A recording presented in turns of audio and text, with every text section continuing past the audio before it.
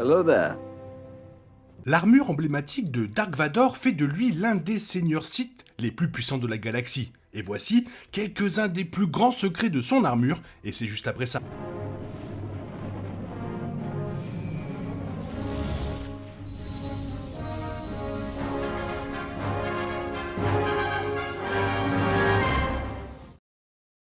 De nombreux Sith portaient des masques et des armures souvent imprégnés du côté obscur de la Force. Mais l'armure de Dark Vador est la plus intimidante de toutes, lui permettant de dominer ses ennemis, ce qui fait de lui une silhouette terrifiante lorsqu'il se lance au combat. Comme on le voit dans Rogue One, l'armure de Dark Vador a été créée après qu'il ait été grièvement blessé lors du combat contre son ancien maître, Obi-Wan Kenobi, dans la revanche des Sith. À partir du moment où il a enfilé le masque, Anakin Skywalker a effectivement cessé d'être. Il ne restait plus que Dark Vador, second derrière l'Empereur, un puissant seigneur noir des Sith. Mais l'armure de Dark Vador était bien plus qu'un simple symbole. Elle était aussi extrêmement efficace.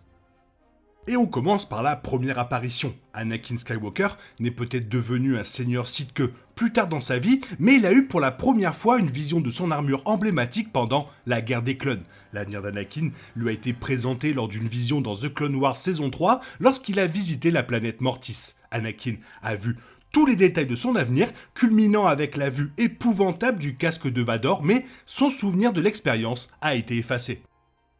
Bien sûr, on passe à la respiration. Dark Vador est bien connu pour ses respirations, ses poumons ont été affaiblis après ses blessures à Mustafar et il ne peut pas respirer sans son casque. L'appareil respiratoire de Vador est situé à l'intérieur du casque lui-même, ainsi qu'un appareil pour l'aider à projeter sa voix. Les dommages causés au casque de Vador sont à l'origine de sa mort dans le Retour du Jedi.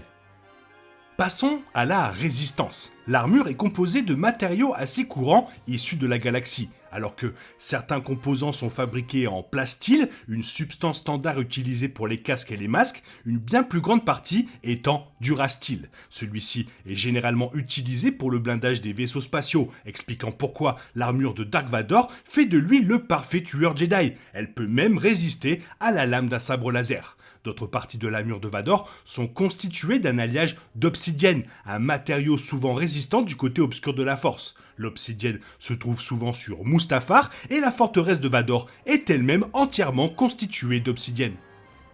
Continuons sur le poids. Dark Vador pesait 120 kg et la majeure partie de ce poids est due aux composants en acier et en obsidienne de l'armure. Cela signifie que Dark Vador est incapable de se déplacer rapidement et qu'il a besoin de l'aide de la cybernétique. Il est connecté à la combinaison via des aiguilles qui sortent de son casque dans son cou, lui permettant d'avoir une gamme complète de mouvements tout en portant une machine aussi lourde.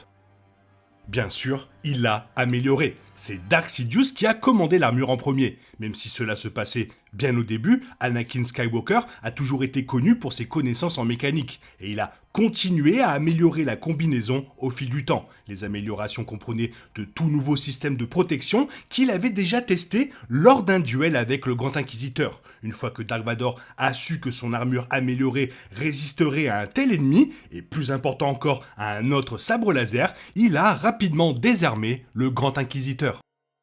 Et bien sûr, il était aussi très malin. Il s'est toujours préparé au pire, quel que soit le vaisseau sur lequel il se trouvait. Il s'assurait toujours d'avoir une autre armure à portée de main au cas où quelque chose tournerait mal. Et c'était souvent le cas. Beaucoup de ces combinaisons ont été endommagées lors de combats au fil des ans, notamment contre son ancien apprenti Ahsoka Tano et son ancien maître Obi-Wan Kenobi. Cela a abouti à des clichés emblématiques de l'homme derrière le masque, montrant à quel point Anakin a été déformé par le côté obscur.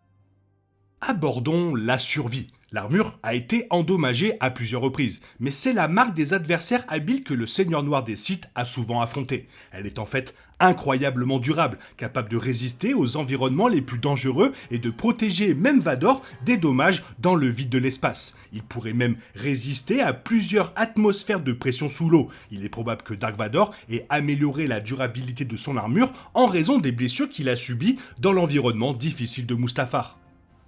Il a dû aussi, au fil des ans, la réparer. De nombreuses parties de l'armure ont vieilli, en grande partie parce que l'ingénieur démantèle souvent les débris des droïdes tombés au combat pour les réparer. Anakin a toujours été doué pour le travail des machines, il a créé ses 3 PO après tout, et ce n'est pas particulièrement surprenant. À une occasion, après que Dark Vador ait été endommagé lors d'une bataille avec Kirak Infila, survivant de l'ordre 66, il a utilisé le propre droïde Arex du Jedi pour le réparer, puis a tué le maître Jedi lui-même.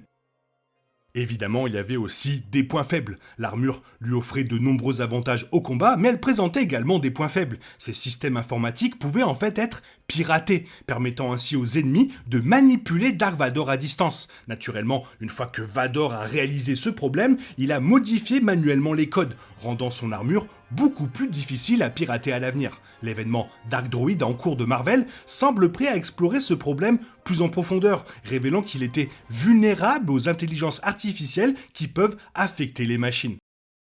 Et bien sûr, on finit par l'armure. L'armure de Dark Vador était une expérience solitaire et il a fallu des années au Seigneur des Ténèbres pour s'habituer à cette combinaison. Palpatine ne s'en souciait probablement pas du tout, il savait que la haine, la colère et la rage alimentaient le côté obscur. Dark Vador était l'un des seigneurs Sith les plus puissants de tous les temps et c'est probablement en partie parce qu'il détestait son apparence et donc sa propre vie. Voilà, une petite vidéo très courte sur Dark Vador. Toi, qu'est-ce que tu en penses? Si tu as d'autres secrets que tu connais, n'hésite pas à les balancer dans la zone commentaire. Sinon, il est temps pour toi de reprendre le cours normal de ta vie. Bien sûr, on se retrouve bientôt pour une nouvelle vidéo. Bisous, bisous, bye bye.